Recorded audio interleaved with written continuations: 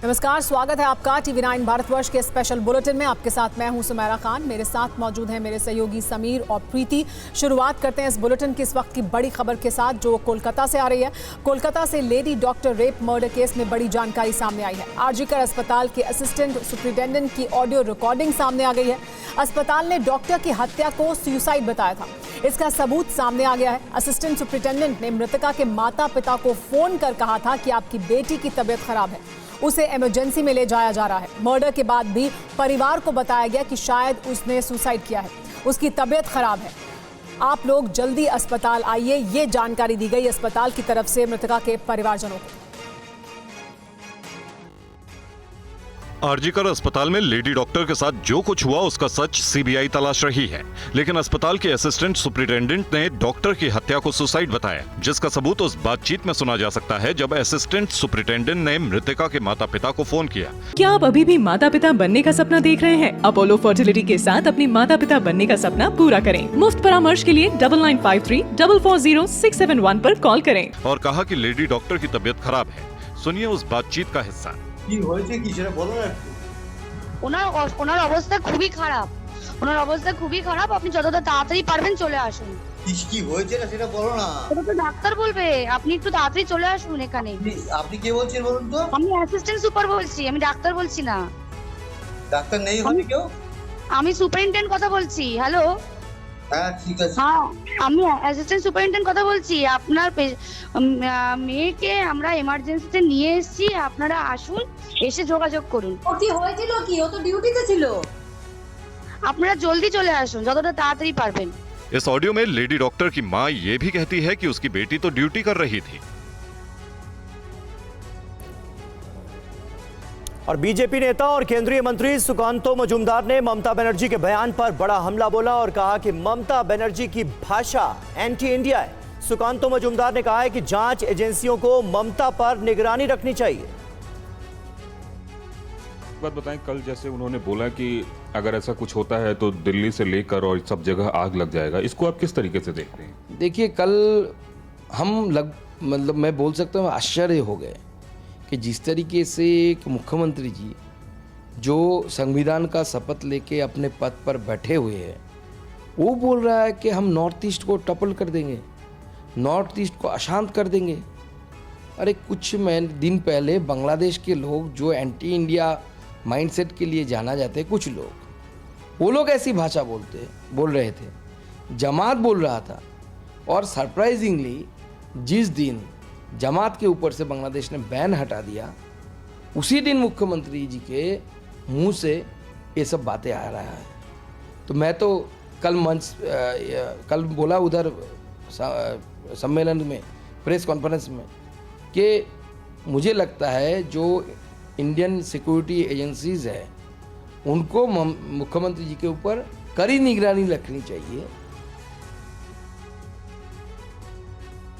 Kolkata rape और murder मामले पर सियासत भी काफी तेज है। ममता बनर्जी ने कोलकाता रेप मर्डर के आरोपी को फांसी की सजा दिलाने के लिए बिल लाने का ऐलान किया है। उन्होंने और क्या कहा, आइए सुनिए। ममता बनर्जी ने आरोप लगाया है कि बीजेपी पश्चिम बंगाल में एआई के जरिए अफवाह फैला रही है, जिससे पश्चिम बंगाल का माहौल खराब हो रहा है। ममता ने कहा कि वो 10 दिन के अंदर आरोपी को फांसी दिलाने का बिल पास कराएंगी और अगर राज्यपाल ने मंजूरी नहीं दी तो राजभवन के सामने धरने पर बैठेंगी। আমি নেক্সট উইকে অ্যাসেম্বলি কল করব বিধানসভা স্পিকারকে বলে, এবং আমরা ওয়েস্ট বেঙ্গল অ্যাসেম্বলি থেকে আগামী 10 দিনের মধ্যে ফাঁসির ধর্ষকের ফাঁসি চাই এই বিল আমরা পাশ করে রাজ্যপালের কাছে পাঠাবো। আমি জানি রাজার পট রাজা বাবু কিছু করবে না, না করলে মেয়েরা মনে রাখবেন রাজভবনে গিয়ে বসে থাকবে ঘন্টার পর ঘন্টা, ভাইরাও থাকবে। এই বিল সই করতে হবে, রাজ্যপালের কাছে রাষ্ট্রপতির কাছে পাঠিয়ে দিয়ে দায়িত্ব সারলে হবে না। पश्चिम बंगाल की मुख्यमंत्री ममता बनर्जी के बिल लाने के दावे को सुकांतो मजूमदार ने हास्यास्पद बताया और कहा कि ममता ड्रामा कर रही है। स्टेट अलग से ऐसा कानून बना सकता है कि नहीं, मुझे यहाँ पे ही डाउट है। कानून बनाना तो लोकसभा राज्यसभा का काम है। तो स्टेट ऐसे कानून बना सकता है कि नहीं, मुझे लगता है कि इसमें जो एडवोकेट्स है वही बता पाएंगे। दूसरी बात है, 10 दिन के अंदर कोई भी जुडिशियरी सिस्टम आपका सही निर्णय नहीं कर सकता। फांसी दे सरकार तो नहीं दे सकती, फांसी अरेस्ट करके, सरकार अरेस्ट करके उसको कोर्ट के सामने ले जा सकती है। फांसी होगा कि नहीं होगा तय करना कोर्ट का काम है। और कोई भी जुडिशियरी सिस्टम पूरे वर्ल्ड में ऐसा है नहीं कि मुझे लगता है कि 10 दिन के अंदर पूरा प्रूफ लाके किसी भी कॉन्विक्टेड जो है उसको गिल्टी प्रूफ करके उन्हें फांसी दे पाए। Mamata Banerjee is doing the gallery show कर रहे हैं, ये ड्रामाबाजी कर रहे हैं। मुझे बोलने में रुचि में दिक्कत आ रही है क्योंकि एक महिला मुख्यमंत्री को मुझे ऐसा बोलना पड़ रहा है। और पश्चिम बंगाल की विष्णुपुर सीट से बीजेपी सांसद सौमित्र खान ने सीएम ममता बनर्जी पर बड़ा आरोप लगाया है। बीजेपी सांसद सौमित्र खान का ममता बनर्जी पर बड़ा आरोप, 2026 में ममता जीती तो भारत के लिए खतरा होगा। सिलीगुड़ी कॉरिडोर बंद कर देंगी ममता बनर्जी, आतंकियों को पनाह दे सकती है ममता बनर्जी, ये तक उनकी तरफ से कहा गया। नॉर्थ ईस्ट का रास्ता बंद कर देंगी ममता बनर्जी, वो राजनीति के लिए कुछ भी कर सकती हैं, ये आरोप लगाया है सौमित्र खान ने।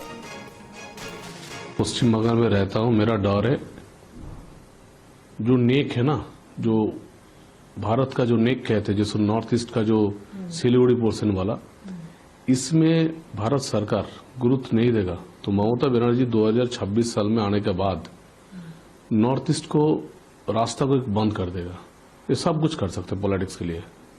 ममता बनर्जी अपना पॉलिटिक्स के लिए वो देश में जितना बड़ा घटना घटेगा, वो जितना बड़ा टेररिस्ट होगा, सब टेररिस्ट को वहां पे रहने के लिए बंदोबस्त कर देंगे, क्योंकि उसका यही है, सत्ता जिसको है उसका आइन भी नहीं चलेगा। तो चलो वोट करो, वोट करने से तो आपका लॉ तो नहीं बोल देगा ना, तो इसलिए भारत सरकार को देखना होगा, कोर्ट को भी देखना होगा, नहीं तो भारत खतरा में है। इधर कोलकाता दरिंदगी को लेकर ममता बनर्जी पर अधीर रंजन का हमला। ममता बनर्जी नहीं चाहती जांच सही दिशा से हो, सही तरीके से हो। अधीर रंजन ने कहा कि रेप हत्या का सच सामने आए ममता नहीं चाहती हैं। उन्होंने कहा कि अनाप शनाप बोलकर और लोगों को डराकर ध्यान भटकाने की कोशिश की जा रही है। बंगाल की आम लोगों की मांग जो है, पीड़िता का परिवारों की जो मांग है, इंसाफ की मांग, वो इंसाफ की मांग में हम सर में सर मिला रहे हैं और कुछ नहीं।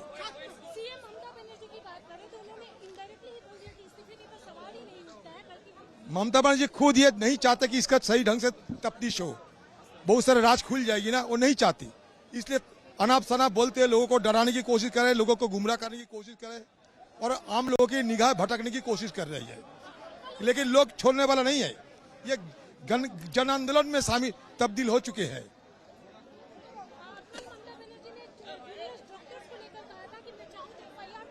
डराने की कोशिश कर रहे, डराने की कोशिश कर रहे हैं, लेकिन जब पता चली कि आम लोग बेखौफ है, डरते नहीं, तब उन्होंने बयान को पलटू मारने की कोशिश कर रहे हैं, बयान को घुमा फिराने के, लोगों को समझाने की कोशिश कर रहे हैं, क्योंकि लोग डरते नहीं उनसे। वो सोचते हैं कि उनके हाथ में बहुत सारे गुंडे गर्दे हैं, कुछ करेंगे, दहशतगर्द फैलाएंगे, लेकिन लोग डरने वाला नहीं है। अब बड़ी खबर असम से, जहां विधानसभा में मुसलमानों की शादी और तलाक से जुड़ा बिल पास किया गया है। इससे मुस्लिम शादी और तलाक का सरकारी रजिस्ट्रेशन अनिवार्य हो गया है। दक्षिण असम रिपीलिंग बिल 2024 बिल के पास होने से मुसलमानों की शादी और तलाक से जुड़ा 90 साल पुराना कानून भी निष्प्रभावी हो गया है। इस पर और ज़्यादा जानकारी के लिए हमारे साथ रवि दत्ता जुड़ गए हैं, उनसे और ज़्यादा जानकारी लेते हैं। रवि, काफ़ी अहम विधेयक इसे माना जा रहा था, क्या कुछ प्रावधान खास तौर पर किए गए इस विधेयक में? देखिए, ये जो बिल है Assam compulsory Muslim marriage and divorce bill, Assam compulsory registration of Muslim marriage and registration bill divorce का, तो ये जो बिल है इसमें साफ साफ ये कहा गया है कि पुराना जो नियम था उसमें अब नहीं चलेगा। अगर ऐसा कोई यहाँ पे मुस्लिम्स है या तो माइनॉरिटी है जिनमें आपका वहाँ पे उनका मैरिज होता है तो उनको रजिस्ट्रेशन करना पड़ेगा। इसका पहले मेनली ये किया गया है चाइल्ड मैरिज को रोकने के लिए। लड़की का उम्र 18 साल नहीं हुआ, लड़का का उम्र 21 साल नहीं हुआ तो मैरिज रजिस्ट्रेशन नहीं होगा। और ये जो मेनली मुस्लिम मैरिज में काजी सिस्टम है इसको रोकने के लिए ये मेन किया गया है। और यहाँ पे हेमंत विश्व शर्मा ने साफ कहा है कि ये जो यहाँ पे कोई भी पॉलीगैमी कर रहा है, एक से ज़्यादा विवाह कर रहा है, इसको रोकने के लिए किया गया है ताकि पॉपुलेशन कहीं पे रोक लगाया जाए या तो फिर अपने आप मर्जी माफिक कोई भी यहाँ पे शादी कर ले, किसी भी उम्र का लड़की को शादी कर ले, ये नहीं होगा। तो ये एक आसाम में इतने साल तक जो चल रहे थे उसका कहीं पे मुस्लिम मैरिज एक्ट जो था उसका कहीं पे खत्म होते दिखाई दे रहा है। उनको सुप्रीम कोर्ट का जो लॉ है, हमारा भारत का जो लॉ है, उसके अंडर लाया जा रहा है। कोई पर्सनल लॉ यहाँ पे नहीं चलेगा। बहुत शुक्रिया रविशंकर दत्ता इस तमाम जानकारी के लिए। और खबरों में आगे बढ़ते हैं। राहुल गांधी की यूपी के सीएम योगी आदित्यनाथ को चिट्ठी सामने आई है। राहुल गांधी ने चिट्ठी लिखी है। अर्जुन पासी हत्याकांड मामले में राहुल गांधी ने लिखा पत्र। राहुल गांधी ने आरोपियों के फरार होने पर चिंता जताई है। राहुल ने लिखा कि आरोपियों को सियासी संरक्षण मिल रहा है। राहुल गांधी ने कहा है कि दलित परिवार को न्याय से वंचित रखा जा रहा है। रायबरेली में 11 अगस्त को अर्जुन पासी की गोली मारकर हत्या कर दी गई थी। पंकज झा हमारे रोविंग एडिटर इस वक्त हमारे साथ मौजूद हैं। पंकज, और क्या कहा गया है राहुल गांधी की तरफ से इस चिट्ठी में, और इस चिट्ठी को लेकर सरकार की तरफ से कोई रिएक्शन? देखिए समीर, ये चिट्ठी लेकर के कांग्रेस की तरफ से जो सांसद हैं प्रमोद तिवारी और पीएल पुनिया, साधी आराधना मिश्रा जो विधायक है, सब लोग यूपी के अपर मुख्य सचिव जो गृह विभाग के दीपक कुमार से मिले और राहुल गांधी की वो चिट्ठी दी जिसमें 11 अगस्त को जो अर्जुन पासी की हत्या हो गई थी। और अर्जुन पासी के घर से मिलने, याद होगा आपको, राहुल गांधी खुद भी 20 अगस्त को गए थे, परिवार को जाकर उन्होंने सांत्वना दी थी। इस पूरे मामले में मुकदमे में 7 आरोपी बनाए गए हैं, उसमें 6 गिरफ्तार हो गए, लेकिन मुख्य आरोपी अभी तक फरार है। उसकी गिरफ्तारी नहीं होगी तो परिवार को लगता है कि शायद उसे वहां के स्थानीय लोग और पुलिस मिलकर बचा रही है। और इसी आरोप को लेकर के ये कांग्रेस का डेलीगेशन गया था अपर मुख्य सचिव से मिलने, और अपर मुख्य सचिव की तरफ से बताया गया कि साथ में आरोपी की भी जल्द से जल्द गिरफ्तारी हो जाएगी। शुक्रिया पंकज आपका इस जानकारी के लिए। और इधर बिना नाम लिए सीएम योगी का समाजवादी पार्टी पर हमला। उन्होंने कहा कि लाल टोपी वालों के काले कारनामे वो काले कारनामों के लिए ही जाने जाते हैं। इतिहास के पन्नों को लड़ते हुए आप जाएंगे तो बहनों और भाइयों, काले कारनामों से इनका पूरा इतिहास भरा पड़ा है।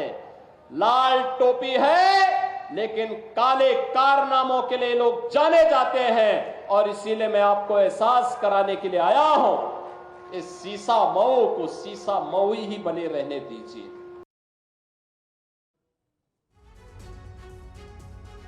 हरियाणा में बीजेपी और कांग्रेस की टिकटों का इंतजार है। आज दिल्ली में बीजेपी कोर ग्रुप की बैठक हुई तो कांग्रेस स्क्रीनिंग कमेटी की बैठक भी उम्मीदवारों पर मंथन किया गया। देखिए पूरा अपडेट। तस्वीरें दिल्ली में जेपी नड्डा के आवास की हैं। आज हरियाणा को लेकर बीजेपी कोर ग्रुप की बैठक हुई। इस बैठक में गृह मंत्री अमित शाह, सीएम, नायब सैनी और केंद्रीय मंत्री मनोहर लाल समेत हरियाणा कोर ग्रुप के नेताओं ने टिकटों पर मंथन किया। सूत्रों के मुताबिक हरियाणा की पहली सूची तैयार है। अब दिल्ली में पीएम मोदी की मौजूदगी में बीजेपी सीईसी की बैठक होगी। इसके बाद हरियाणा में बीजेपी उम्मीदवारों की पहली सूची जारी होगी। इधर दिल्ली के हिमाचल भवन में हरियाणा को लेकर कांग्रेस स्क्रीनिंग कमेटी की बैठक चल रही है। इस मीटिंग में सभी 90 विधानसभा सीटों पर टिकट के लिए आए आवेदनों पर चर्चा हुई। कांग्रेस प्रभारी दीपक बावरिया की मौजूदगी में जारी इस बैठक में 25 से 30 उम्मीदवारों पर सहमति बन चुकी है। दीपक बावरिया ने कहा कि इस बार कांग्रेस मौजूदा सांसदों को विधानसभा चुनाव में टिकट नहीं देगी। Top of the world, top of Haryana. कितनी सीटों पर खड़े हैं आप लोग? जितनी भी आप दे सकते दे दो। को कहूँगा कि 400 पार के नारा का जो हाल हुआ, इससे भी बदतर हाल आपका ये तीसरी टर्म का होने वाला है। और दिल्ली में हरियाणा को लेकर बीजेपी की बड़ी बैठक हो रही है। टिकटों को लेकर हरियाणा कोर ग्रुप की बैठक हुई। 5.5 घंटे तक चली बीजेपी कोर ग्रुप की बैठक। अब शाम 7:30 बजे बीजेपी सीईसी की बैठक होगी। पीएम मोदी सीईसी की बैठक में मौजूद रहेंगे।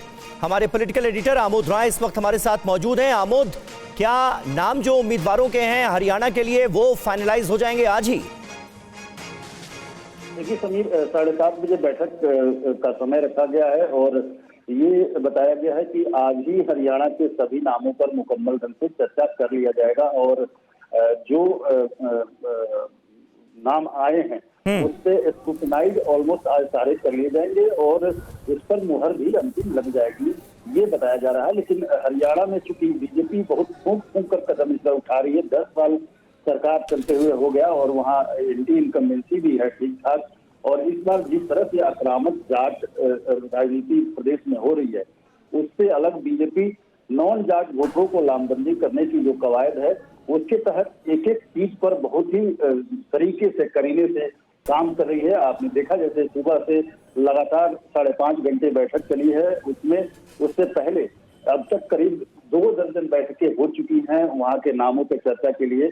तो ये बीजेपी के लिए भी एक बहुत एक नाक का विषय बना हुआ है कि तीसरी बार सरकार वहां अगर गठन करना है उसमें भी एंटी इनकम्बेंसी अगर है तो उसको उस लिहाज से कैसे बेहतर परफॉर्म किया जाए।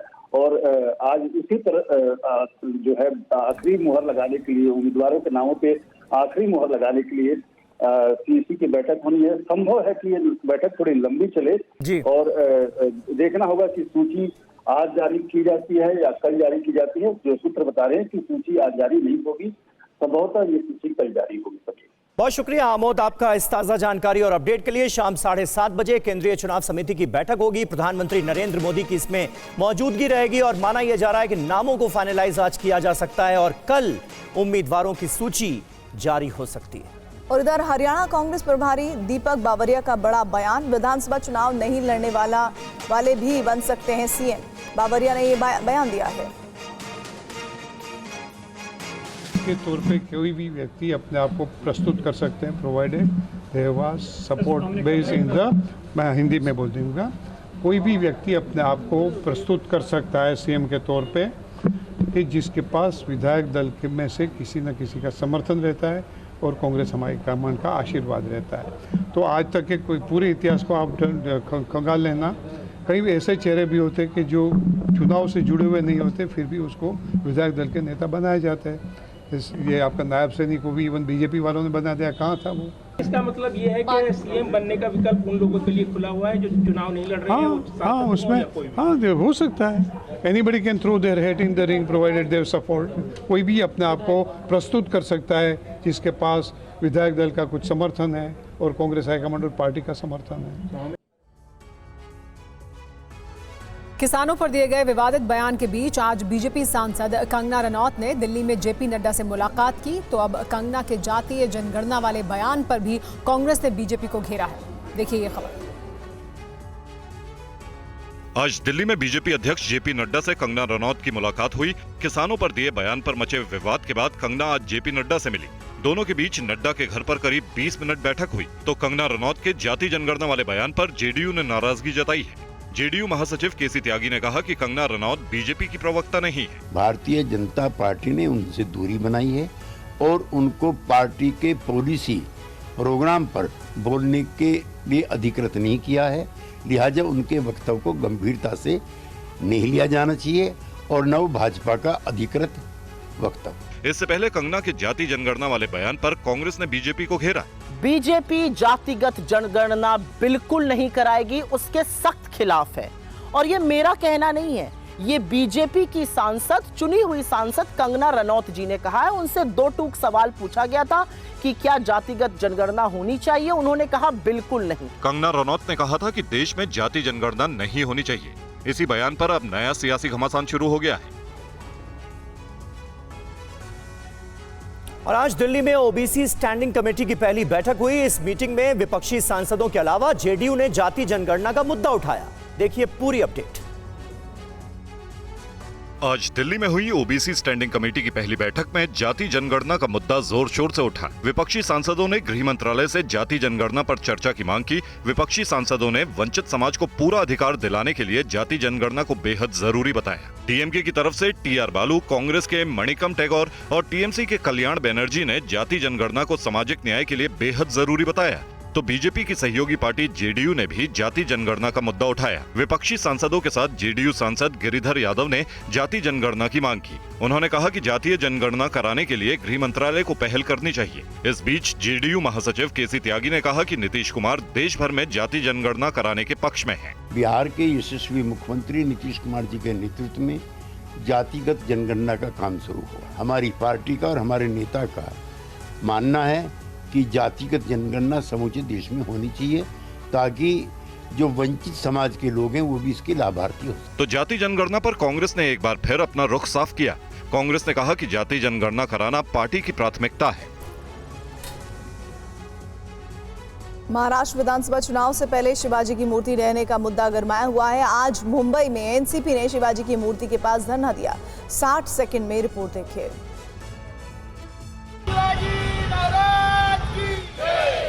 तस्वीरें मुंबई में आज हुए एनसीपी के धरने प्रदर्शन की हैं। शिवाजी की मूर्ति गिरने के मामले पर अब शिंदे सरकार में शामिल अजित पवार की एनसीपी ने ही सवाल उठा दिए हैं। एनसीपी इस मुद्दे पर पूरे महाराष्ट्र में आंदोलन कर रही है।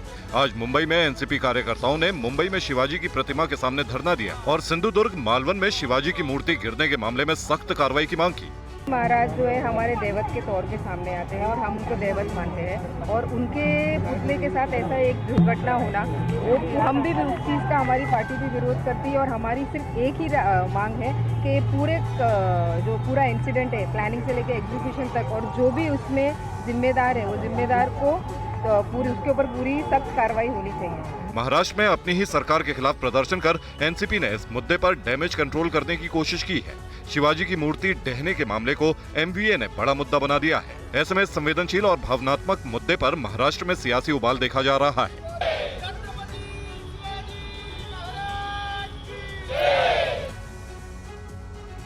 शिवाजी की मूर्ति ढहने की जांच भी तेज हो गई है। आज कोल्हापुर से आई फोरेंसिक टीम ने साइट का जायजा लिया। देखिए ये पूरा अपडेट।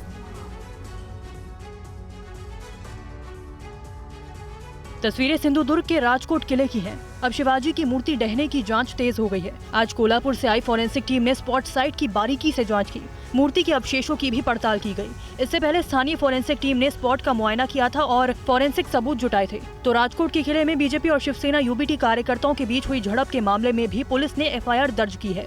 इस मामले में दोनों पक्षों के 42 लोगों के खिलाफ नामजद एफआईआर दर्ज की गई है। तो सैकड़ों अज्ञात लोगों के खिलाफ भी मामला दर्ज हुआ है। तो कल मातोश्री में हुई बैठक के बाद उद्धव ठाकरे ने कहा कि शिवाजी की मूर्ति गिरने का मामला बेहद गंभीर है।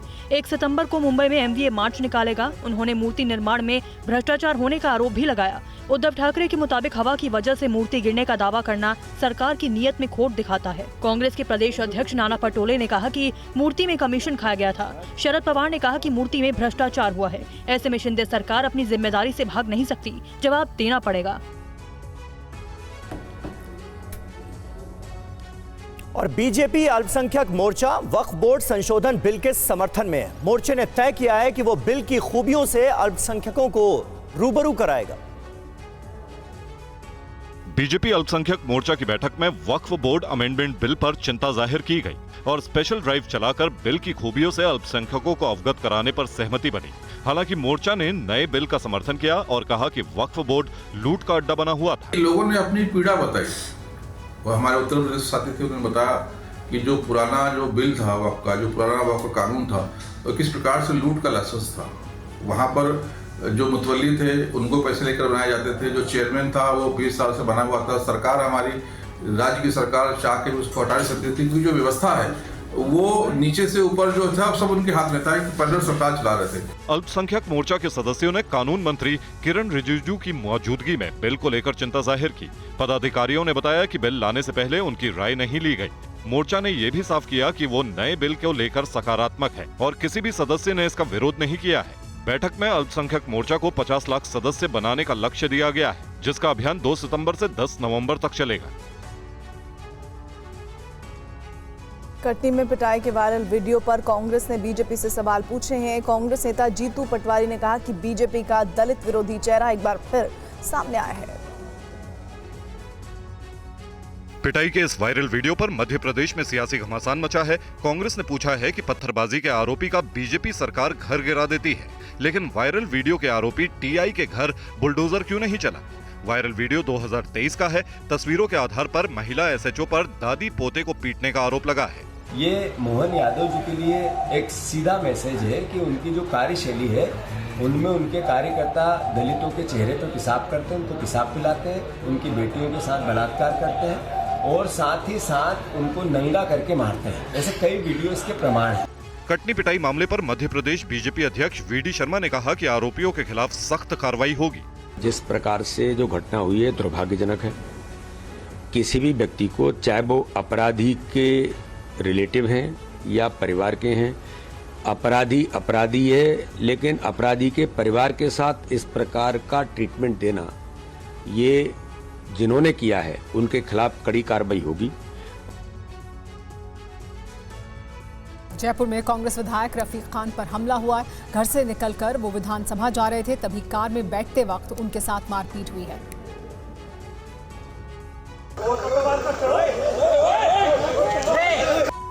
कार के सामने धक्का मुक्की, कुछ लोगों में हाथापाई, जबरदस्त मारपीट। तस्वीरें जयपुर में कांग्रेस विधायक रफीक खान पर हुए हमले की हैं।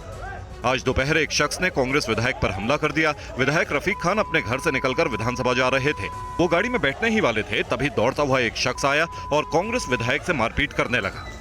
अचानक हुई मारपीट से रफीक खान हैरान रह गए। उन्होंने इस घटना के बाद पुलिस को फोन के जरिए शिकायत की। कुछ ही देर में पुलिस मौके पर पहुंच गई और मारपीट करने वाले आरोपी शख्स को गिरफ्तार कर लिया। पुलिस की जांच में आरोपी की पहचान विकास चौधरी के तौर पर हुई है। विकास अपनी किसी समस्या की गुहार लगाने के लिए विधायक रफीक खान के आवास पर आया था, मगर सुनवाई नहीं होने से भड़क उठा और कांग्रेस विधायक के साथ मारपीट करने लगा। हमलावर विकास सीआरपीएफ का पूर्व जवान भी है। बताया जा रहा है कि इस दौरान आरोपी विकास ने विधायक की छाती पर एक मुक्का भी मारा। इसी दौरान वहां मौजूद विधायक रफीक खान के समर्थकों ने उसे तुरंत पकड़ लिया और हमलावर की जमकर पिटाई की, जिससे उसे चोटें भी आई हैं। और टीवी9 भारतवर्ष पर शरद पवार के पोते रोहित पवार ने एक्सक्लूसिव बात की है। टीवी9 से बोले रोहित पवार, एमवीए में सीट पर बात जारी है। अजीत पवार की वापसी वाले सवाल पर बोले भरोसेमंद कार्यकर्ताओं को तवज्जो दी जा रही है। बीजेपी पर रोहित पवार का बड़ा हमला, कहा महाराष्ट्र में बीजेपी का पार्टी तोड़ने का एजेंडा है। टीवी9 संवाददाता गौरव अग्रवाल ने रोहित पवार से खास बातचीत की। हमारे साथ रोहित पवार हैं, शरद पवार के पोते हैं, कर्जत जामखेड़ से विधायक हैं, एनसीपी का भविष्य है, महाराष्ट्र की सियासत का भविष्य इनको कहा जा रहा है। रोहित, आपका बहुत बहुत स्वागत है टीवी9 भारतवर्ष पर। महाराष्ट्र की सियासत बहुत इंटरेस्टिंग हो गई है जब से ये बहुत कुछ घटा है पिछले कुछ सालों में। आप चुनाव क्योंकि नज़दीक है, क्या घट रहा है महाराष्ट्र में? एक तो इंटरेस्टिंग डेफिनेटली हुई है, लेकिन अनफॉर्चुनेटली 2014 से अगर आप देखो तो जिस तरीके का पॉलिटिक्स, जिस तरीके की राजनीति वहाँ पे की जा रही है, उसका जो क्वालिटी है वो घटते जा रहा है। जो पॉलिसी बेस्ड पॉलिटिक्स होता था महाराष्ट्र में, आज अनफॉर्चुनेटली हो नहीं रहा। आज मोस्टली पॉपुलिस्ट काइंड ऑफ निर्णय लिए जा रहे हैं। फाइनेंशियली महाराष्ट्र स्टेट का जो ट्रेजरी है वो अभी अंडर प्रेशर है, तो जो चल रहा है वो अच्छा नहीं चल रहा। ये भी लगता है कि आप लोगों ने सीएम पोस्ट पर भी अपनी दावेदारी छोड़ दी है, आप नई दावेदारी करेंगे उस पर अपनी? पवार साहब ने खुद कहा है कि हमारे यहाँ से कोई भी सीएम के लिए इच्छुक नहीं है। मतलब no CM from NCP Sharad Pawar? No CM, only fighting. तो फिर ये कांग्रेस और शिवसेना के बीच होता है अगर सत्ता में आते हैं तो? ऐसे साहब का स्टेटमेंट तो वही है। तो क्योंकि इलेक्शन नज़दीक है तो क्या अघाड़ी में अब सीटों के बंटवारे को लेकर भी बातचीत शुरू हो गई है? चालू हो गई, बहुत सारी बातचीत एक लेवल पे भी आई है और बहुत जल्दी थोड़े थोड़े सीट वहाँ पे डिक्लेयर होना भी चालू हो जाएगा। तो अगर मैं आपसे पूछूं, क्योंकि चाचा ने अभी मानी अपनी गलती कि मुझे अपनी बहन के खिलाफ अपनी बीवी को इलेक्शन नहीं लड़ाना चाहिए था, वो दूसरी गलती मान लें कि मुझे फिर से शरद पवार जी के साथ जाना है, तो क्या उनके लिए महाविकास अघाड़ी के दरवाजे खुले हैं? देखो, मैं आपको एक इक्वेशन बताता हूँ। एक तो उन्होंने जो निर्णय लिया था, हाँ, वो निर्णय मन से नहीं लिया था। तो आपको लग रहा है कि वो अनकंफर्टेबल है बीजेपी के साथ? नहीं, कितना भी अनकंफर्टेबल हो, लेकिन बीजेपी को वो नहीं छोड़ेंगे ऐसे मुझे लगता है। अच्छा, ऑप्शन भी नहीं है। मुझे जो लगता है कि एक थर्ड फ्रंट तैयार किया जाएगा, उसमें अजीत दादा को पुश किया जाएगा, उनके पक्ष को, और 2-3 पक्षों को एक साथ में मिले और अलग लड़ेंगे। और उनका एक ही काम होगा, जीतना काम नहीं होगा, उनका काम होगा कि शरद पवार साहब का जो पार्टी है उसके वोट काटो। आप कह रहे हैं कि एक थर्ड फ्रंट तैयार किया जाएगा ताकि महाविकास आघाड़ी के वोट काटे जा सके। उसको हम मराठी में सुपारीबाज बोलते हैं। सुपारीबाज मतलब सुपारी लो, सुपारी ओके, मतलब हाँ। आप कुछ एक अंडरस्टैंडिंग करो, हाँ। अंडरस्टैंडिंग एक ही होगा कि महाविकास आघाड़ी के जो भी जो MLAs खड़े होंगे उनके वोट खाने की सुपारी वो लेंगे, और सुपारीबाज ये जो पक्ष है या नेता है वो आगे आपको अभी आते हुए दिखेंगे। ये छत्रपति शिवाजी महाराज की विशालकाय मूर्ति इस वक्त आप देख रहे हैं, इन्हीं की एक मूर्ति सिंधुदुर्ग में थी जो प्रधानमंत्री नरेंद्र मोदी ने जिसका उद्घाटन किया था, और वो अब प्रतिमा गिर गई, उसको लेकर बहुत पॉलिटिक्स हो रही है। आपको क्या लगता है इसमें कौन जिम्मेदार है? देखो, मैंने खुद महाराष्ट्र में जो ये सरकार है 2.5 ईयर उन्होंने 40-50 हज़ार करोड़ का जो करप्शन किया है वो मैंने खुद वहाँ पे विद पेपर्स वहाँ पे मीडिया के सामने लाया है। अनफॉर्चुनेट चीज़ है, इन्होंने 50,000 करोड़ का तो करप्शन किया, लेकिन जिस व्यक्ति जिस विचार के सामने हम सब नतमस्तक होते हैं, हम झुकते हैं, मतलब छत्रपति शिवाजी महाराज उनका जो आइडल था उसमें भी उन्होंने करप्शन किया। ये जो चीज़ है ना वो लोगों को अच्छी नहीं लगी। तो आपको लगता है ये नीचे तक जाएगा और लोग इसको पसंद नहीं करेंगे? बीजेपी और शिवसेना जो शिंदे गुट है उसको इसका विरोध करना सहना पड़ेगा। अब अजीत पवार अगर कभी आते हैं तो आपकी क्या राय होगी, इनको लेना चाहिए एनसीपी में या नहीं लेना चाहिए? नहीं, देखो, जो नीचे के कार्यकर्ता है, जो छोटे कार्यकर्ता है, जो लोकसभा में हमारे साथ मिल के लड़े थे, उन सब का कहना है कि अभी जो भी इलेक्शंस होंगे उसमें जो निष्ठावंत है, जो स्वाभिमान के साथ रहे, जो विचार के साथ रहे और लड़े, डरे नहीं, भाग नहीं गए, उनको ज़्यादा ताकत देने की जरूरत है। जो लोग भाग गए, जो लोग डर गए, उनको ताकत नहीं दी तो ज़्यादा अच्छा होगा। अच्छा, एक आखिरी सवाल, शरद पवार की विरासत कौन संभालेगा, सुप्रिया सुले या रोहित पवार? देखो, सुप्रिया ताई है, वो हमारे मार्गदर्शक है, और ये जो लेगेसी सबको है, उनको भी है, मुझे भी है, और हम साथ में आगे पवार साहब की जो लेगेसी है, उनका जो भी काम है वो आगे लेके जाएंगे। और सुप्रिया ताई ने वो जगह ली तो आई वुड बी हैप्पी। और अब खबर बाढ़ बारिश से जुड़ी हुई। गुजरात में आज भी मौसम विभाग ने बारिश का येलो अलर्ट जारी किया है। सभी जिलों में भारी बारिश की चेतावनी दी गई है। वडोदरा, जामनगर, द्वारका में सबसे ज्यादा तबाही देखने को मिल रही है। एक तरफ बाढ़ बारिश ने जहां जमकर तबाही मचाई है, वहीं दूसरी तरफ एसडीआरएफ के जवान देवदूत की तरह लोगों की मदद में जुटे हैं। एसडीआरएफ की टीम उन दूर दराज के इलाकों में भी पहुंच रही है जो शहर से कटे हुए हैं। तस्वीरों में देखा जा सकता है कि कैसे पानी के सैलाब के बीच इन दोनों बुजुर्गों को रेस्क्यू किया गया। दरअसल ये इलाका पूरी तरह से पानी से घिर गया है। लोग अपना घर बार छोड़ चुके हैं, लेकिन कुछ लोग अभी भी अपने घरों में हैं, जिन्हें एसडीआरएफ की टीम ढूंढकर सुरक्षित निकाल रही है। एनडीआरएफ की ओर से 90 से ज्यादा लोगों को अभी रेस्क्यू कर लिया गया है। ओखा कोस्ट गार्ड ने भी अभी समंदर में फंसी एक छोटी सी नाव में से 3 मछुआरों को रेस्क्यू किया है। इसके अलावा यहाँ का एक अलग अलग जो इलाके हैं, उस इलाके में भी लोगों को रेस्क्यू करने की कामगिरी चल रही है। आपको बताएं कि यहाँ पे सेंट्रल कोस्ट गार्ड की ओर से भी रेस्क्यू ऑपरेशन किया गया और यहाँ के एक रहणांक तहसील के अंदर 4 लोगों को रेस्क्यू किया गया था। अभी ये जो हम आपको रास्ता दिखा रहे हैं, इसी रास्ते पर भारी पानी भरा हुआ था, लेकिन अभी ये रास्ता खुल पाया है। वहीं एसडीआरएफ और स्थानीय प्रशासन की तरफ से हर संभव कोशिश की जा रही है कि लोगों को राहत पहुंचाई जाए। यातायात की बहाली के लिए भी कोशिश की गई है। कैसे कई दिनों बाद द्वारका में यातायात की बहाली हो पाई है, देखिए TV9 संवाददाता जयेश पारकर की रिपोर्ट। यहाँ के एक रहणांक तहसील के अंदर 4 लोगों को रेस्क्यू किया गया था। अभी ये जो हम आपको रास्ता दिखा रहे हैं, इसी रास्ते पर भारी पानी भरा हुआ था, लेकिन अभी ये रास्ता खुल पाया है।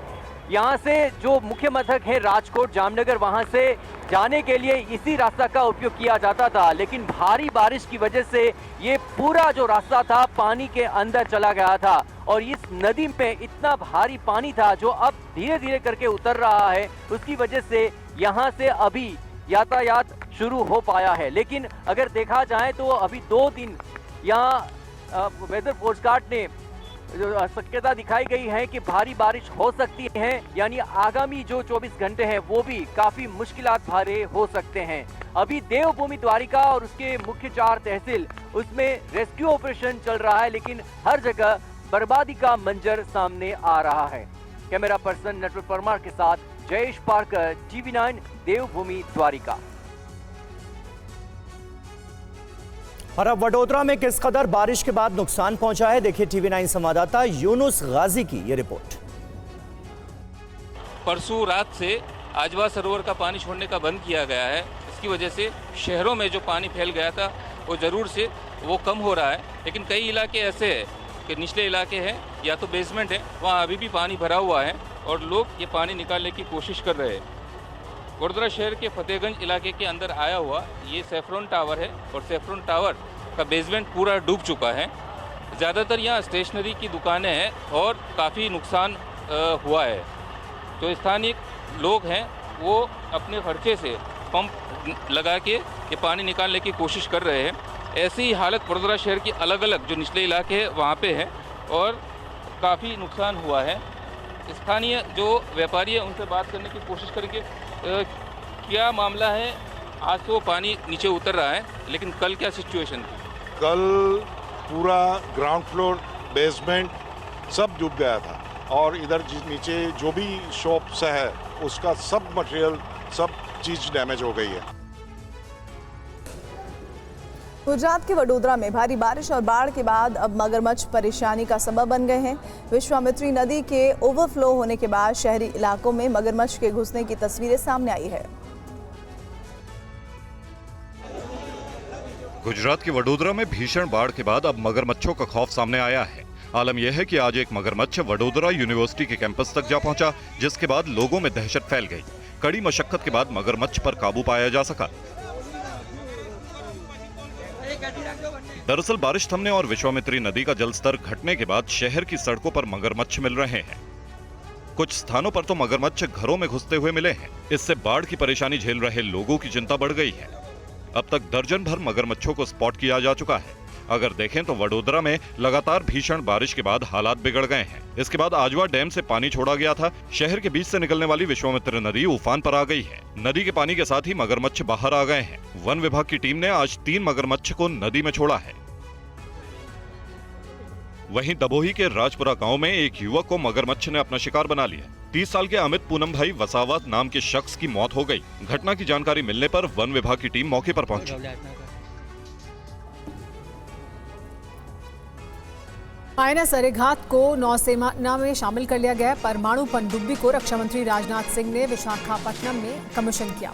पनडुब्बी 6000 टन की है। इस्लामाबाद से लेकर चीन के यूनान तक आसानी से ये निशाना बना सकती है। हिंद प्रशांत क्षेत्र में लंबी दूरी तक गश्त लगाने में भी सक्षम होगी ये पनडुब्बी। 750 किलोमीटर तक मार करने वाली परमाणु मिसाइल K-15 से लैस है ये परमाणु पनडुब्बी।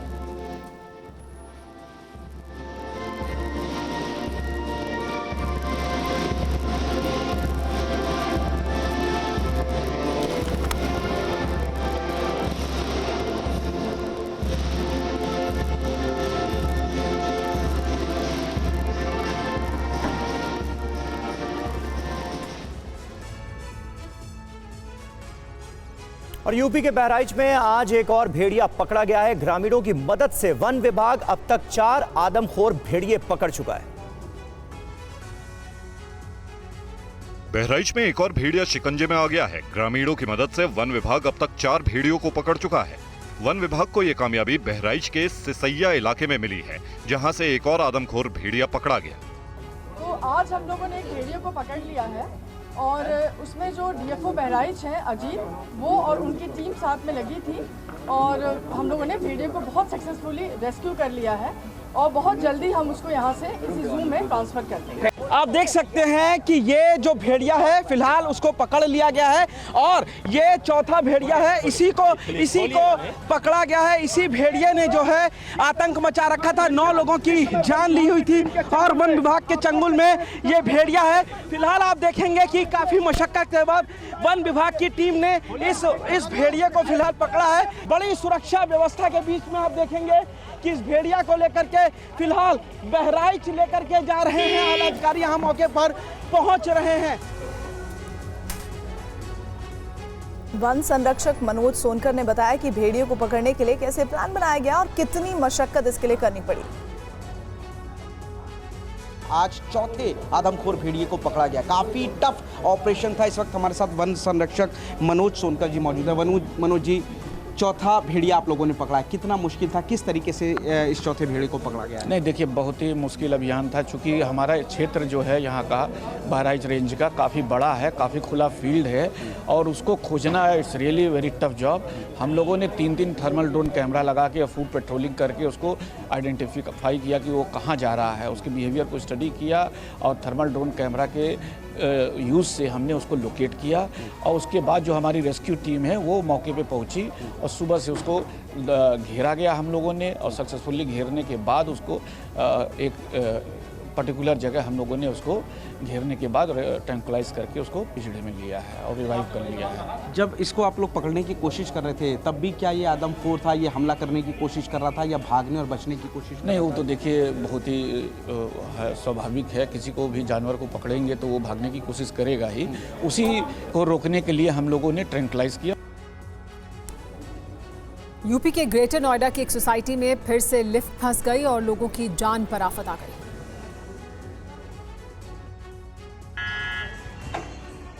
लिफ्ट में एक बुजुर्ग, एक महिला और 2 बच्चे फंसे हुए हैं और गार्ड लिफ्ट खोलने की कोशिश कर रहा है। वो डोज क्लोजअप वाला बटन दबाना। हाँ, ओपन आउट करके। तस्वीर ग्रेटर नोएडा की गौर सौंदर्यम सोसाइटी की है, जहां 20वें फ्लोर की लिफ्ट अटक गई और अंदर 4 लोग फंस गए। सोसाइटी में कोहराम मच गया। घंटों मशक्कत करने के बाद गार्ड को सफलता मिली और आखिरकार लिफ्ट खुल गई। टेंशन मत लेना, आराम से रहो। हाथ में लगाओ, हाथ हटाओ। रुको ये इसको अभी नहीं, जल्दी मत करना। वीडियो बना दो। अब उठाओ इसको, ये इसको निकाल दो, ये इसको निकाल दो फटाफट, वीडियो चल रही है। ग्रेटर नोएडा की अलग अलग सोसाइटी में लिफ्ट के खराब होने का मामला नहीं थम रहा है।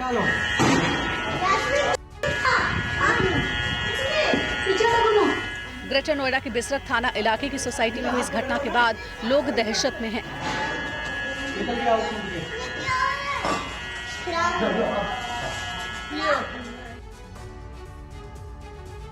और दिल्ली में पश्चिम बंगाल की सीएम ममता बनर्जी के खिलाफ शिकायत दर्ज कराई गई है। दिल्ली के जलने वाले बयान की शिकायत की गई है। ममता बनर्जी ने कहा था कि बंगाल जला तो दिल्ली भी जलेगी। राष्ट्रपति भवन गृह मंत्रालय को इस शिकायत की कॉपी भेजी गई है। दिल्ली के एक वकील ने यह शिकायत दर्ज कराई।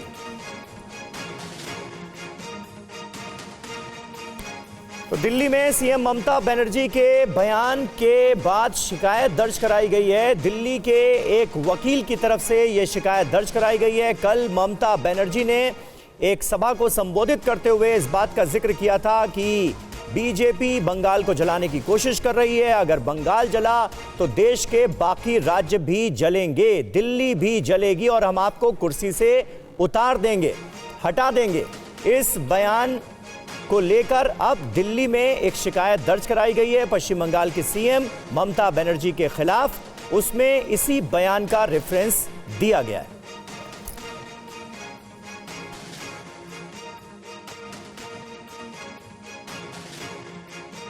इस शिकायत की कॉपी राष्ट्रपति भवन और गृह मंत्रालय को भी भेजी गई है। दिल्ली में एक वकील की तरफ से यह शिकायत दर्ज कराई गई।